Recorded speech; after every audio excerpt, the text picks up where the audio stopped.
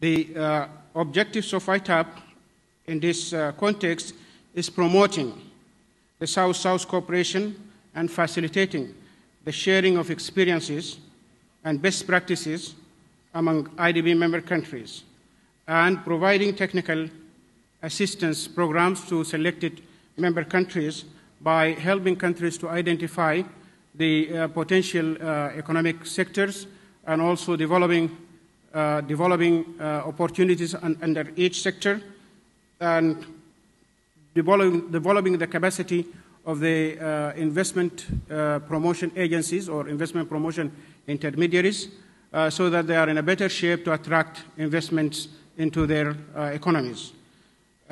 This is done by also improving or developing investment forums or matchmaking conferences where there is matchmaking between the opportunities identified and the investors in the targeted areas. Also, ITAP works in improving the investment climate of member countries to enhance their capacities to attract foreign direct investments. This is done by a lot of activities and partnerships with first start internal partners in the IDB group, and also external partners from international institutions like UNIDO and the World Bank and MIDA of Malaysia Investment Development Authority, UNCTAD, and Jordan Investment Board, and a lot of investment promotion agencies in our member countries that can provide best practices. And one of the best investment promotion agencies in our member countries is BKBM, with which we are partnering in this program. This is, in short, an overview of the investment promotion program and the need of investment promotion in the infrastructure sector. Thank you very much, and we move to the next. Thank you very much.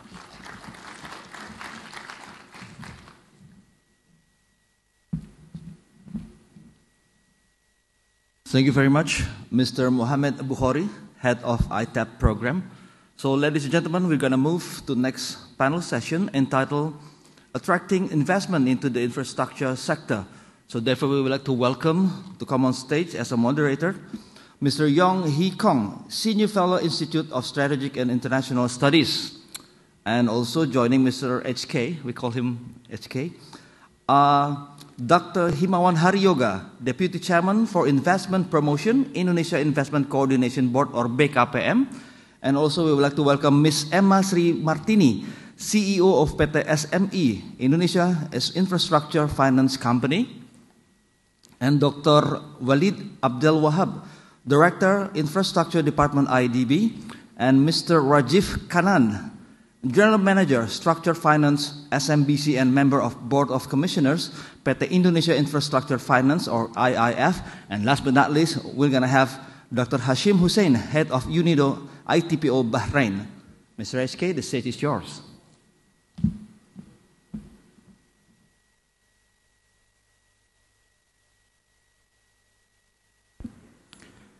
Assalamualaikum, distinguished guests, delegates, ladies and gentlemen. A very good afternoon to all of you. You all know that these sessions after lunch are the most challenging in any conferences, seminar, or forum, as you all try to stay awake after lunch. And this is what we normally call the graveyard shift. And I understand in Indonesia you call it jam-jam perjuangan. There are certain ground rules.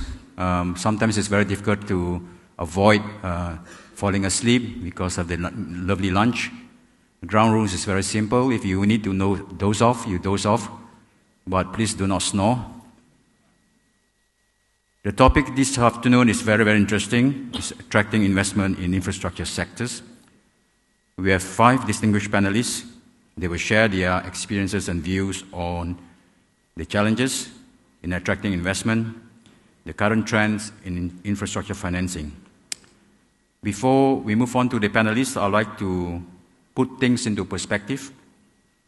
I'd like to make 5 observations.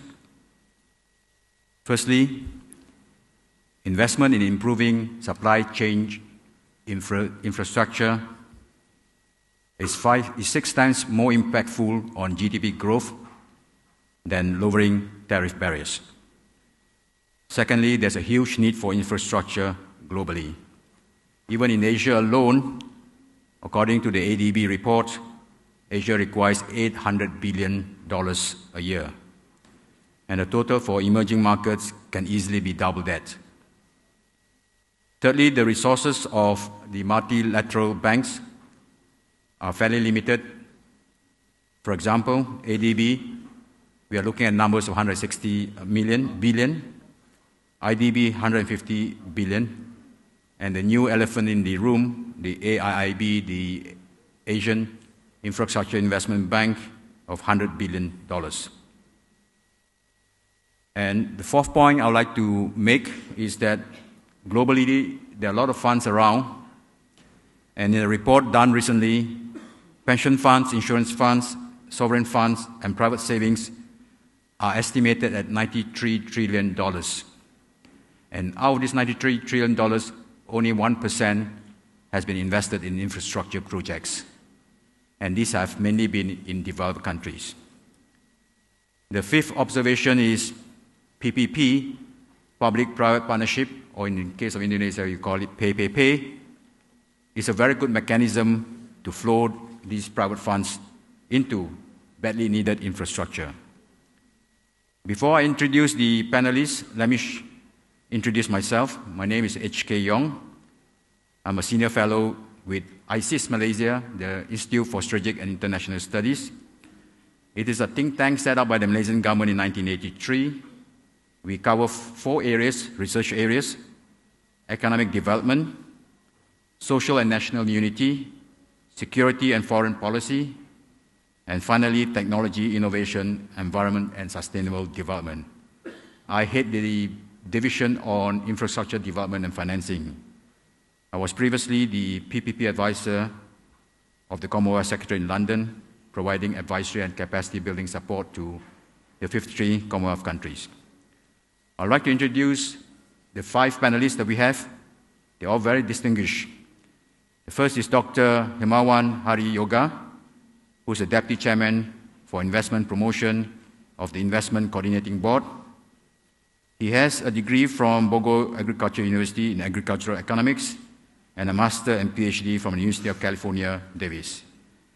Prior to joining the Investment Coordinating Board, Pak Himawan was in Bappenas, and I believe that the last 2 posts he had was the Directors for Regional Economy and Regional Autonomy. Second panelist is Emma Martini, who is the President Director of PT-SMI, and you were the founding President Director. You started in February 2009, and you have been with PT since. Since your appointment, BUMN has been actively involved in supporting Indonesia infrastructure development and promoting and supporting PPP or PPP implementation in Indonesia.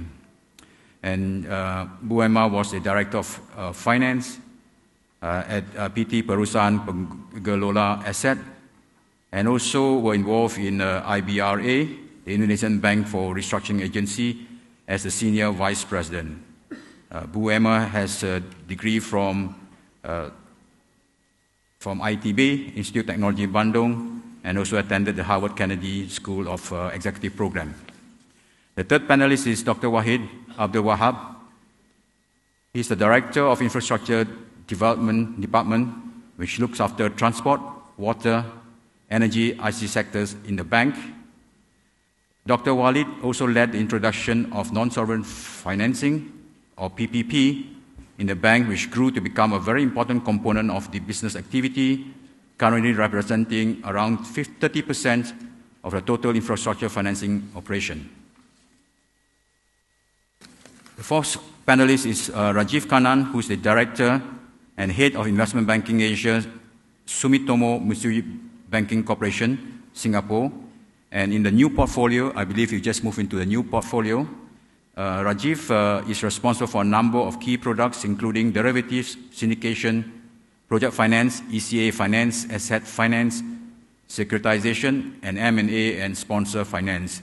Prior to moving to Singapore, Rajiv was based in Tokyo, and he was the first non-Japanese director and general manager to be based in SMBC Tokyo's HQ. He has more than 20 years experience in market covering a wide range of products. Rajiv is also a member of the Board of Commissioners of IIP. Rajiv is a graduate from Birla Institute of Technology and Science. The last panelist is Dr. Hashim Hussain, who is the head of the United Nations Industrial Development Organization, Investment and Technology Promotion Office, or UNIDO. He has more than 17 years' experience in industrial development, investment, and technology promotion. And Dr. Hashim holds a PhD honors in International Law of Sea from France. He also has a doctoral research program from University of Maryland from the States. Prior to joining UNIDO, he was also a program officer posted in the Kingdom of Bahrain. With this, I'd like to invite the first panelist to present. Are you going to use slides? Okay. Thank you. You just allocate 10 minutes to each panelist, if that's all right? Yeah. Okay. Thank you, Dr. HK. Assalamualaikum warahmatullahi wabarakatuh. It is my pleasure to be here to represent the Indonesia Investment Coordinating Board, or BKPM, an investment promotion agency of the Republic of Indonesia. I just realized that my colleague prepared a lot number of slides, and I doubt that we can go through all of them, so that I hope that a colleague of mine will be able to catch up with me when I'm talking. The story about infrastructure, I think, is always the same, especially among the developing countries, that it is important, it is crucial, but at the same time the condition is still poor and there are challenges. Indonesia is no different. For sure, infrastructure is one of the priority agendas of the new administration under the President Jokowi's administration. We focuses on two aspects. First, the regulation. Second one is infrastructure development. It is necessary for us to be able to promote our economic development, to have this infrastructure development, and it is also necessary for us to attract investment in other sectors. So that's why what we call the 5-year development plan of the new government, covering the periods of 2015-2019, make it very clear that we need as much as, in terms of US dollar, 460 billion US dollar for infrastructure development. And if you see from the slide, go to the slide on this financing, government budget, be that central government as well as local governments, can only provide 50% of these 460 billion US dollars. We need this to build additional 35 gigawatt power plant to increase our electrification rate of the country, to build another more than 1,000 kilometers of toll roads, to build more than 3,000 kilometers of railways, to build 15 new airports, to expand the capacity of the 10 existing airports, to build 24 new seaports, etc., etc. So a lot of money needed. But again, only 50% can be financed by government budget, central and state and regional or local government budget. The other 20% is expected from state-owned enterprise, and the rest, which is more or less 30%, is expected from the private sectors. That's why the government is very keen to invite the private sector's participation in the infrastructure development. Being aware that the government budget played a very key role in triggering the interests of the private sectors to participate in infrastructure development. So in 2015, the new government decided to reallocate the budget from the reduction of the energy subsidy to infrastructure development. So there was a jump, 63% of increase of the government budget for infrastructure development in our 2015 state budget, and it follows until 2016 and 2017. And at the same time, we've done it since a long time ago, since 2015 more or less. Yeah, correct me if I'm wrong, Bu Emma, she's an expert on this.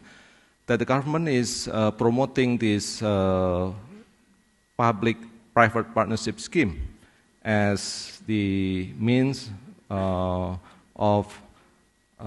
filling the gap of financing infrastructure development. Why PPP?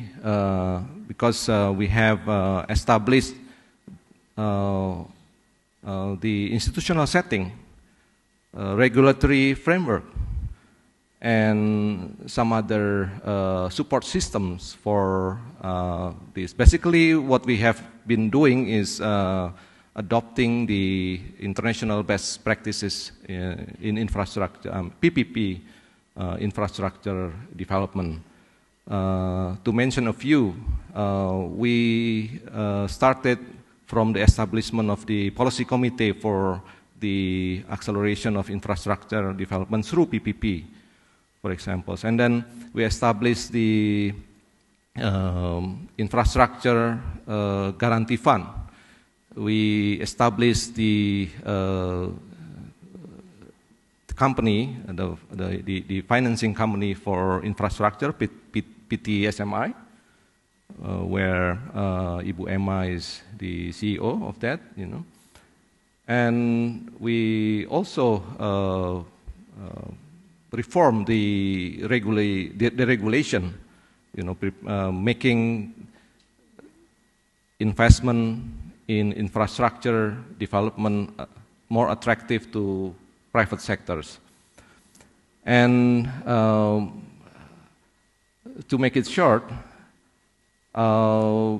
if we look at the progress up to now, for example, we can see that 19 gigawatt of power out of 35 gigawatt of power or electricity that is planned to be available until 2019 is now in progress. 1.6 gigawatt out of that is ready to operate. 2.8 gigawatt is under construction, and 14.5 gigawatt is in the process of signing the contracts with the National Electricity Company as the off-taker of this electricity. In addition to that, 19 railways are put as the part of the list of what we call the national strategic project, including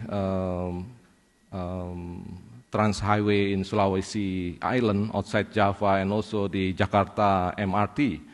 And also more than 1,500 kilometers of toll roads is also in progress, not only in Java Island, but also in outer islands, Sumatra, Kalimantan, and Sulawesi. In terms of private investment, where BKPM is primarily dealing with, the progress is quite promising. So far, so good. So far, so good.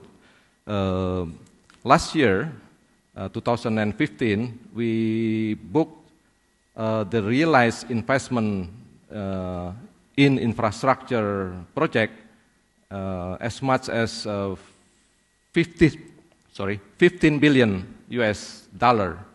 And in the first quarter of 2016, the realized investment is 1.6 billion US dollar, only in the first quarter of 2016. That's the realization, real investment, real direct investment. How about commitment, because we also recorded the commitment.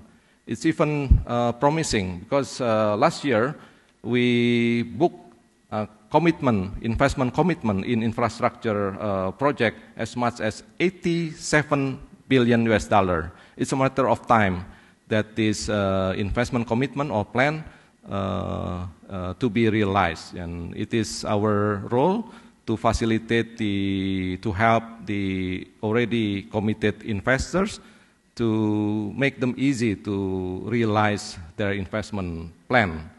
In addition to the plan or commitment, we have also, from our interaction with investors, potential investors, through a number of investment marketing activities that we have done so far.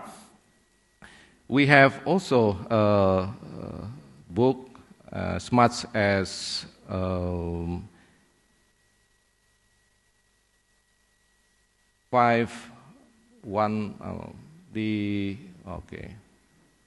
187 billion, that's the total, but for investment is more than 50 billion US dollar of investment interest.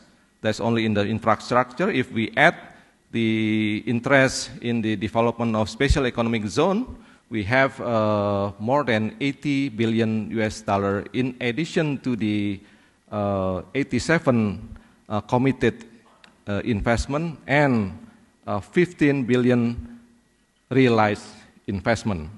So the future is promising, is bullish. And how about challenges? As you have known, it is very familiar to you, the challenges. First is the land acquisition.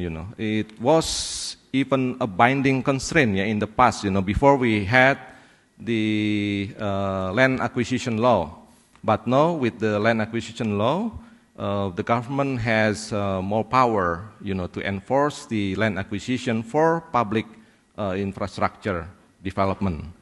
And the second challenges is has to do with the permit. Even so, the central government, the state government has done its best, to reform the licensing system, especially with BKPM being the one-stop shop or one-stop service for the investment licensing. But the story is different at the sub-national government level. A lot of investors are still facing challenges in getting the permits and licenses from the local governments. And the third is always financing.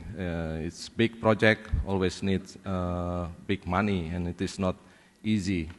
And to make it short, there is another big challenge, especially for PPP project. That is, the project preparation is still challenging up to now, because with the decentralized economy like Indonesia right now, we have been a decentralized country since 2001.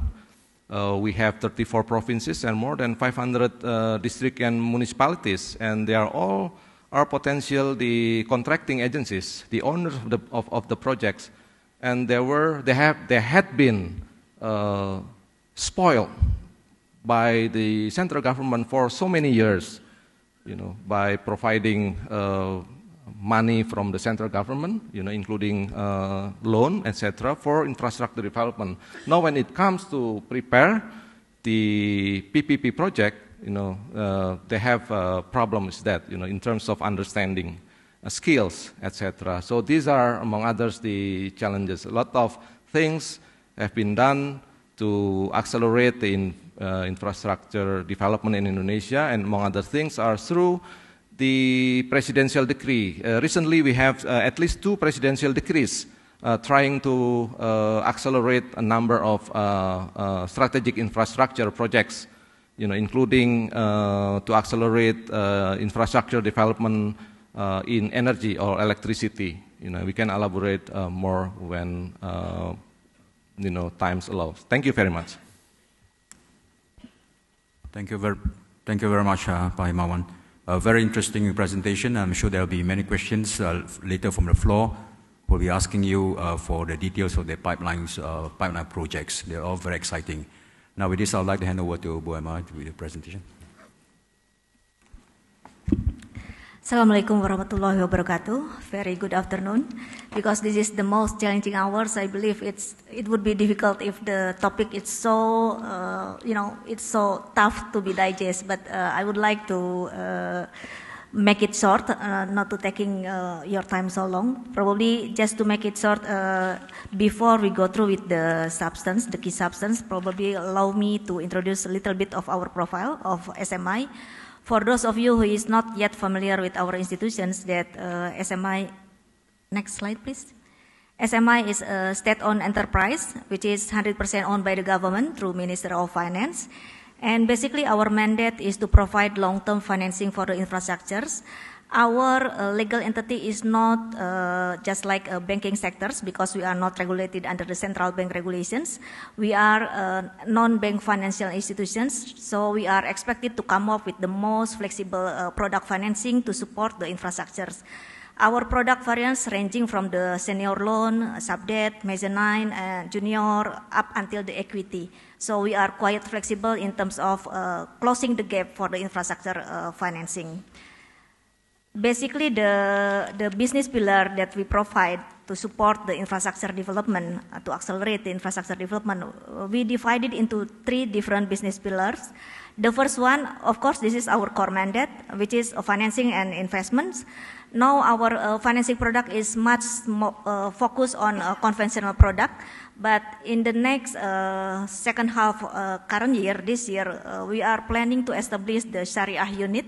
So probably we expect to get funding from the Syariah fund for the Syariah investor and to be invested in the Syariah asset as well.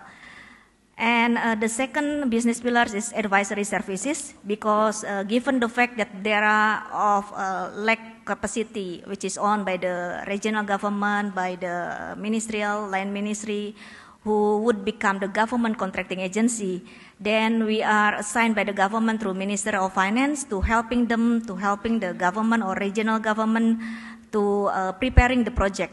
Because our biggest handicap is not so much on the financing. Our biggest handicap is much more on the project quality, much more on the project preparation. So that's why we are trying to helping them and speeding up the project preparations to make it the project more bankable in terms of investor perspective as well as for the lender's perspective. The third business pillar is project development. This is what Pak Himawan just mentioned earlier, that we are expected to promote PPP financing, PPP structures, because given the fact that the enormous, huge amount needed for infrastructure investment, which is already identified, more than 500 billion US dollar needed for the infrastructure investment only for the next 5 years down the road. Not to mention about the 6 years and afterward. That's why our current government is very committed to promote PPP. But in fact, I think it happens also to almost every country in the world that PPP is not so much easy to implement. There are a lot of challenging here and there. But under the current leadership, under the current government, we can see that a lot of things happening.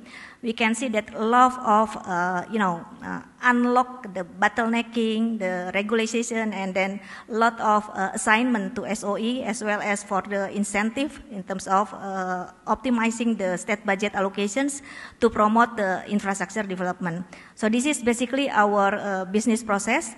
In terms of sector focus, you can see that a lot of infrastructure which is already on board in our portfolio.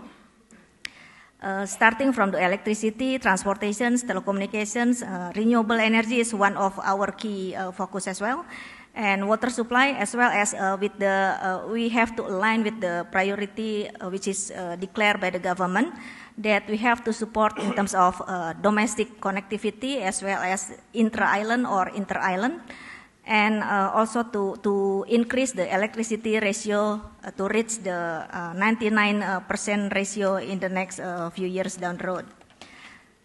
The next slide is try to describe what we have been doing so far in terms of portfolio. We have our total asset is still quite small compared to infrastructure needed.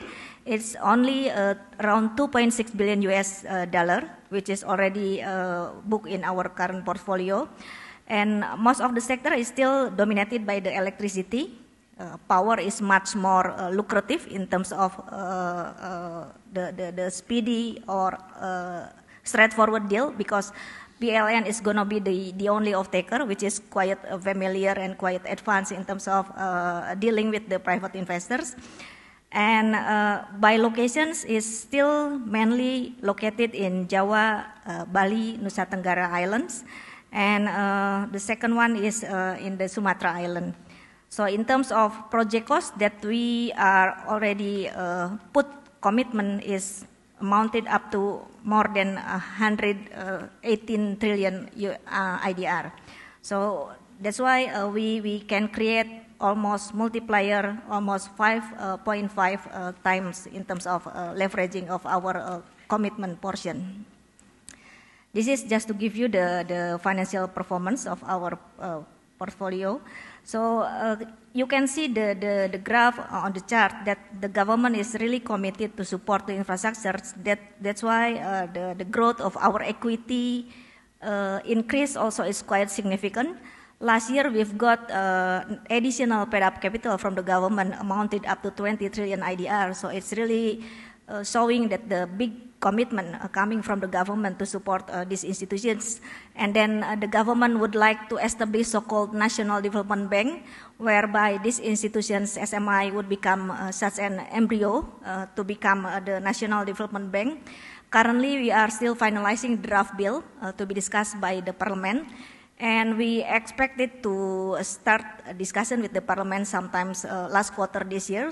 So if everything goes well, then probably next year the transformations will be starting. So we expect that probably by the end of next year, Indonesian would like to see that the National Development Bank is already put in place. So the next slide, this is the locations that we have been helping in terms of providing commitment, as well as the advisory or the project preparations, which is assigned by the government through Minister of Finance. So as you can see that the locations is still dominated on the western part of Indonesia, but actually we are expected to give more focus on eastern part of Indonesia. This is not represented. It's not our intentions to promote or to much focus on eastern part of Indonesia. This is also showing that the lack of capacity, which is much more dominated coming from the eastern part of Indonesia. So that's why by having the second business pillar as well as the third business pillar, we can give more assistance to helping them in terms of preparing the project, identifying the project, and making the local regional budget much more efficient. Which one has to be funded by the local budget, which one has been funded by pre-PP or structured as a B2B business with the local SOE. 1 more minute, Bu. Yeah. This is just cooperations with international institutions and multilateral. And next is really, we are so keen to explore the potential of Islamic finance. As mentioned earlier that this second half of this year, probably SMI would like to establish a Sharia unit. And the intention is to be able to tap the Sharia funding. That we already know that there are a lot of potential which is owned by the domestic institutional investor. Let's say for Hajj fund. Hajj fund is probably right now still got the portfolio more than $6 billion US dollars. So it's quite a huge amount to be deployed for the infrastructure financing. So I think this is really the opportunity, the reason why SMI would like to establish the Sharia unit. And then, I think, yeah, the Sharia unit itself. This is really the picture of our planning to establish the Sharia unit. So we would like to deploy the potential domestic Sharia as well as foreign investors, because we understand we have communicated with some Middle East investor. They would like to invest in Sharia asset. So that's why we would like to become the intermediaries institutions, whether to create their own asset or to create their own liabilities. So we would like to acting as a facilitator and to be able to matching in terms of asset and liability, which is expected by the investors. So it's pretty much relevant and suitable for the Hajj fund, for the Middle East investor who would like to have asset in Sharia compliant. In terms of product, probably at the first place, we would like to much more focus on ijarah product and murabaha product. But going forward, we would like to innovate with some more various product to become more innovative in terms of exploring the potential Islamic Sharia product. I think this is already mentioned earlier that this is our evolutions of current institutions, SMI, that currently we are still SOE, state-owned enterprise, but just because we are still SOE, probably we are still facing so-called challenges in terms of how to be obtaining the lower cost of fund. So that's why we would like to transform these institutions, that the government would like to have so-called National Development Bank, Indonesian Development Bank. Coincidentally, it's pretty much similar with the abbreviations which is owned by IDB, but our minister would like to have this the name, the Indonesian Development Bank, which is expected to be governed under the specific bill, which is currently still being finalized and expected to be discussed with the parliament sometimes last quarter this year. Once the bill is approved, then the institutions will get some sort of privilege in terms of bankruptcy remote, in terms of tax incentive, in terms of capital support, capital guarantee, that kind of things. So enable this, that would enable the institutions to get lower cost of fund, which is expected to supporting the infrastructure that require the long dated funding, which is a lower cost of fund. So it's pretty much suitable for financing solution as well as for any other services, not only financing, but also for the project preparation as well. Yeah, I think that's all.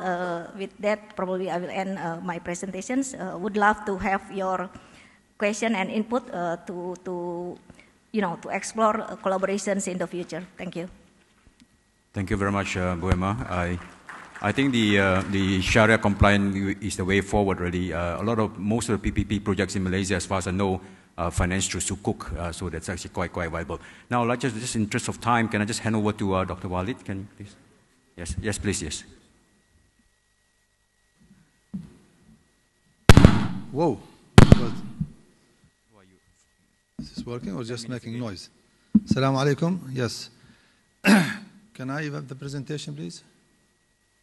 I think if you ask 5 experts the same question, they're most likely going to give you the same answer, especially if they are specialized in infrastructure. So when you talk about how to attract investment into infrastructure, we are likely to repeat each other. So I'll try to minimize that repetition. I'll try to give you a different perspective as a multilateral development bank. And maybe the first thing I can mention about what we are doing in attracting private sector is that we are sponsoring something like ITAP. So I'd like to thank them, and I thank ICIEC for making this one of their sessions in the seminar on private sector. Is the presentation loaded?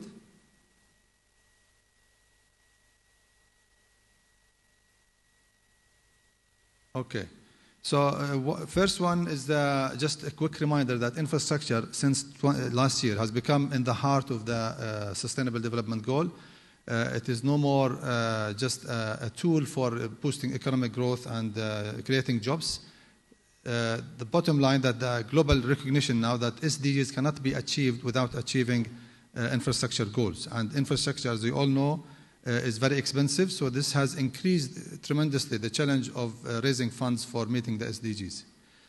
Now, traditionally, this shows a typical distribution of the sources of fund for infrastructure. Banks are responsible for over 60%, but we all know how banks are reluctant to finance now infrastructure because of the Basel III and the increasing or more stringent capital requirements for banks on long tenors and so on. Governments are running in deficits. Multilateral banks like us are almost all stretched to the limit. So that leaves really untapped potential of long-term investors like pension funds and insurance companies, and of course Sukuk. We had this morning a session on how to use Sukuk for financing infrastructure. So we're talking about a gap, and I'm happy that these numbers tally or are aligned with the numbers mentioned by HK in his opening remarks.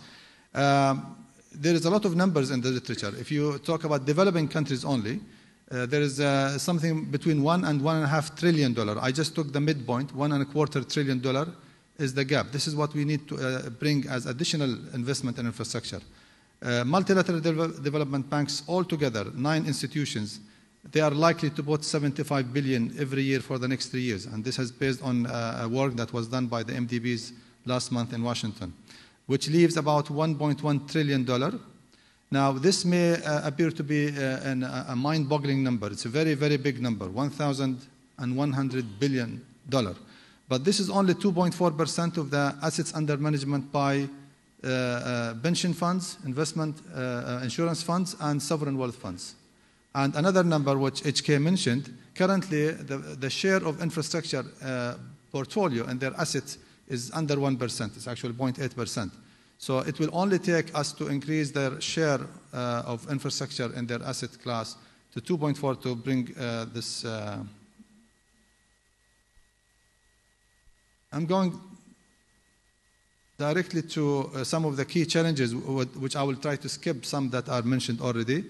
The challenges that are facing infrastructure investment is that private investment infrastructure is a very complex subject. I mean, if you spend 1 to 2 years trying to structure one project, you will get an idea on how difficult it is to come up with projects that are in the trillions of dollars.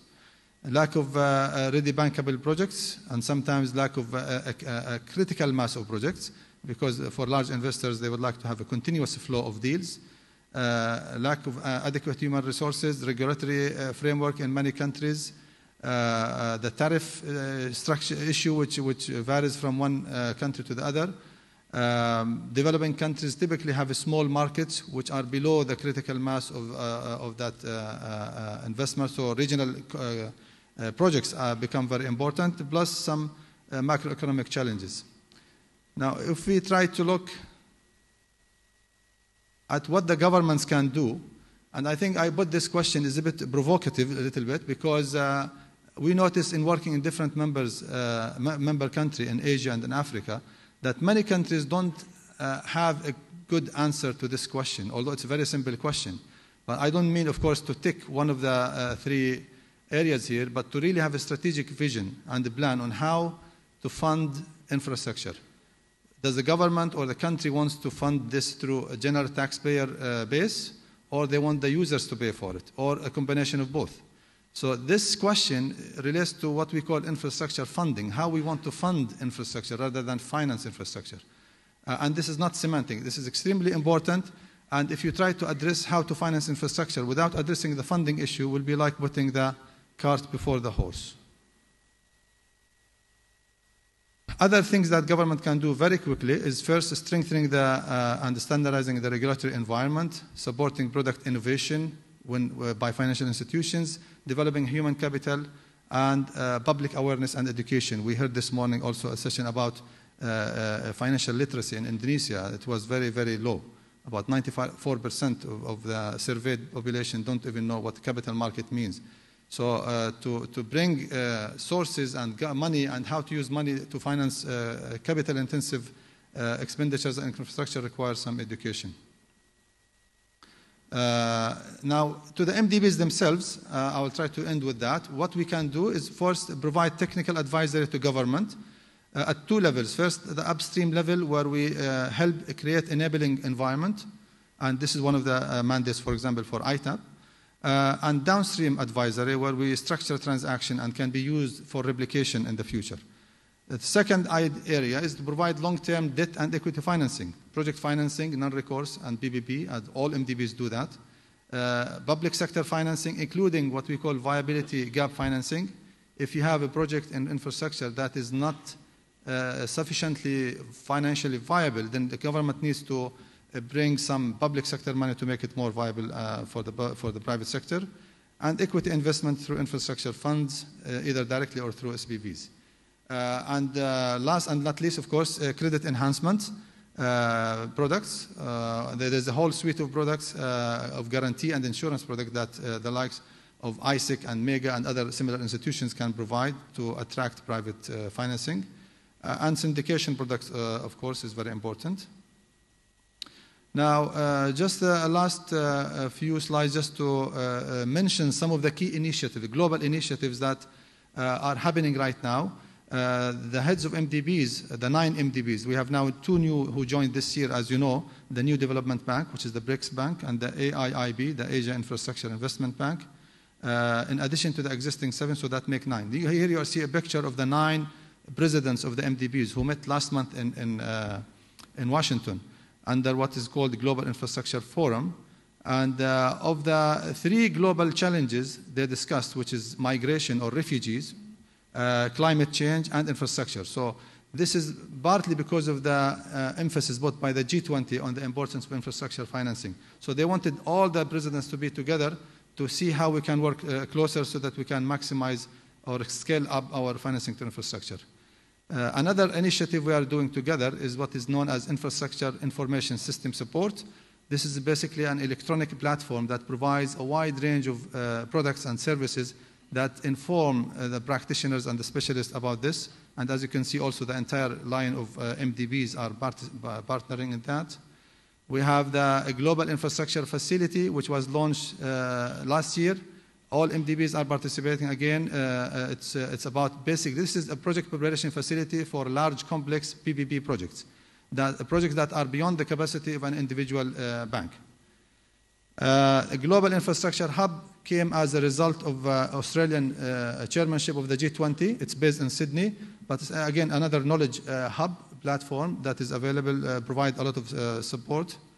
BBB certification program we launched recently to increase the manpower, training manpower. Now we can have BBB certified specialists or certified people who can actually use this certificate to seek employment in different institutions. Every year we also have, as MDBs, we have what we call BBB days. They are basically hosted by every MDB every year. Last year it was in EBRD, headquartered in London, and next year it will be in the World Bank and so on. I think that's about it. Thank you very much, and I will be happy to take some questions later. Thank you very much, Dr. Walid. Excellent presentation. I've seen your slide beforehand. There's lots of slides and very, very good stuff there. I'm so sorry that we don't have enough time for you to present the full set of slides, but excellent slides. With this, I'd like to hand over to Rajiv. Rajiv, another 10 minutes here. I know you got lots of slides, so beautiful slides as well. Well, think since we should keep more time for a panel discussion, let me probably talk rather than use my slides. In terms of SMBC, we have been involved in infrastructure and project finance for a number of years. Again, talking about infrastructure or project finance globally, based on data from Thomson Reuters, last calendar year, which is 2015, the total volume of infrastructure financing or infrastructure and project financing was about $240 billion. Out of that, if you talk about Asia specifically, and if you exclude China and Australia, the amount was only 20%, or probably about $48 billion. And obviously, Thomson Reuters doesn't publish data for the IDB member countries, but we did some quick analysis to work out what is the total volume of funding in the IDB member countries. And for calendar year 2015, we found that it was about $40 billion. So again, not very significant compared to the global volume, which was $240 billion. So I think what it highlights is probably what my colleagues on the panel have already said. The need for infrastructure remains significant in each of the markets in Asia, such as Indonesia, but the challenge remains, numerous challenges remains. But I think one of the biggest challenges we as a private sector player face relating to infrastructure finance is lack of adequate bankable projects. And then when we talk about bankable projects, we're talking about projects which have enough preparation done before the project is launched to the market, a project which has some of the key requirements which banks like us or other multilaterals which need to support those projects have been mitigated. For example, only after the project is launched and has been won, then it is realized that probably the land is not available for that project. So then we spend a lot of time to work through getting the land. Other issues also include, for example, there are a number of interactions between the federal level and maybe provincial level or regional levels. And those discussions or decisions have not been taken before a project is launched to the market. There are other examples. For example, projects are launched, like PPAs for IPP projects are launched, but then maybe the proponent realizes that there's not enough transmission capacity. So these are sort of some of the typical challenges which we observe sometimes stop project financing getting done in a number of the emerging markets. When I was based in Tokyo, I had a chance to look at projects on a global basis. And what we observed is there is enough appetite from the banking market or from multilaterals or from other sources of capital. But they're always looking for the right projects. And when we talk about right projects, is the projects which I mentioned, the bankable projects. In the last 2015, when we look at the total size of the deals in various markets, one of the active markets was actually the Middle East market. There are a number of IPPs, IWPPs, which were implemented in the year 2015.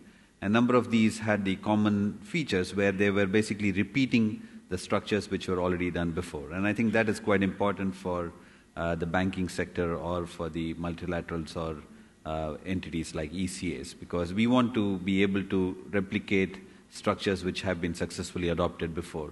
But what we always observe with new projects is each project comes up with its own contractual structure. Each project is developed based on very specific requirements. So it is very difficult to sort of put together a portfolio of projects which can then be sold to institutional investors. I think one of my colleagues highlighted the demand or need for various projects from the institutional investors like life insurance companies, pension funds, or sovereign wealth funds. But they are typically looking for projects which are quite similar in nature, project risks which are mitigated in a very similar nature. But what we always notice is most projects are bespoke projects, projects which have risks which have to be mitigated on a deal-by-deal basis. So that, I think, is one of the things I hope we can discuss further during this panel. When we talk about Indonesia specifically, I think Indonesia, as has been highlighted, Indonesia needs a significant amount of capital. And we have obviously a strong interest to support the infrastructure needs of Indonesia.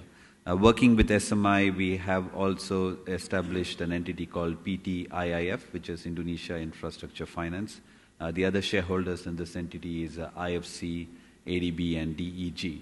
And this entity has been slowly developing its balance sheet. In the last 4 years, it has grown to about $450 million of balance sheet size. And again, something similar to SMI, they're also trying to provide long-term funding to projects in the Indonesian market. And the advantage they have is they can also look at not just debt, but also mezzanine or equity type of products.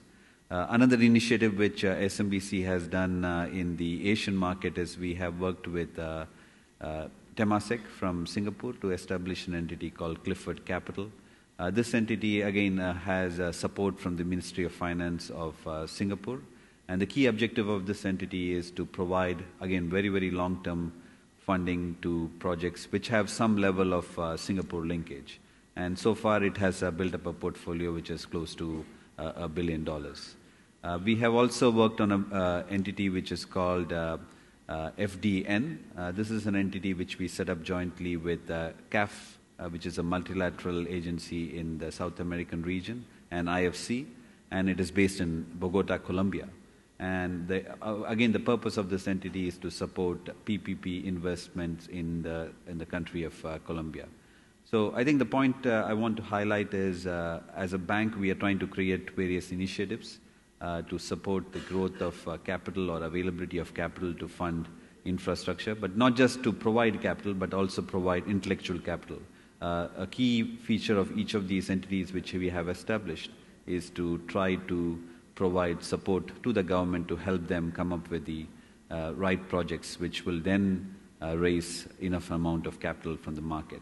Another point I probably want to highlight before I conclude is when we talk about banking sector, I think there was some talk about the new regulations which will have some implications on banking market.